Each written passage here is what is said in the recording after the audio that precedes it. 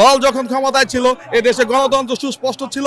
আশা করি উনি খুব ভালোভাবে দেশ চালাবেন। আমাদের নেতৃবৃন্দ সুস্পষ্টভাবে বলেছেন আগামী বছর ফেব্রুয়ারি মাসের মধ্যে নির্বাচন হতে হবে।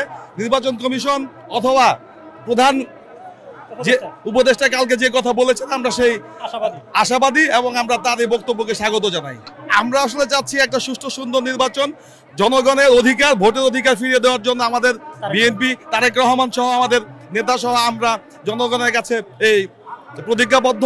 আমরা সেই পথেই হাঁটছি।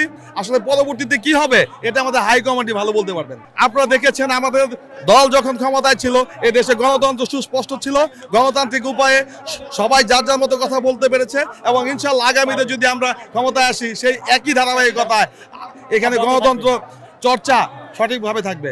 মনোনয়নের বিষয়টা আসলে আমাদের হাইকমান্ড তারা বিভিন্নভাবে এটা পর্যালোচনা করে বিচার বিশ্লেষণ করে মনোনয়ন দিবেন এবং ইতিমধ্যে আমরা শুনেছি শুধুমাত্র যাদের ক্লিন ইমেজ তাদেরকেই মনোনয়ন দেওয়া হবে বলে আমরা শুনেছি। নির্বাচনের তারিখ ঘোষণা হয়েছে, খুব ভালো। এই তারিখের ভিতরে এই নির্বাচন হোক সেটা আমরা আশাবাদী। এটাই আমাদের প্রত্যাশা যে আর যাতে না পিছায় নির্বাচনের তারিখটা।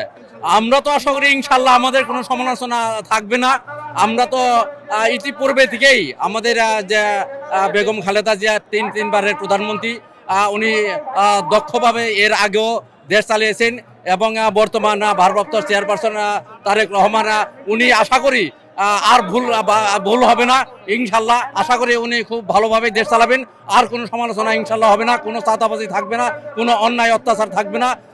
তারেক রহমান সেইভাবেই নির্দেশনা দিতেছে দলকে। ইতিমধ্যে যে অভিযোগ হয়ে গেছে সেগুলো অনেক প্রমাণিত হয়েছে যে এখানে আসলে বিএনপির দলের সদস্যরা করে নাই, এখানে এনসিপির কিছু দল সদস্য ঢুকছে, আওয়ামী লীগের কিছু দূষর এখানে ঢুকে তারা আসলে চাঁদাবাজি করে আমাদের বিএনপির নাম দিছে। হ্যাঁ, দল থেকে বহিষ্কার করা হয়েছে, তাদের সাথে সঙ্গ দিয়ে এই বদনাম কামাইছে দেখেই তাদেরকে দলের থেকে বহিষ্কার করা হয়েছে।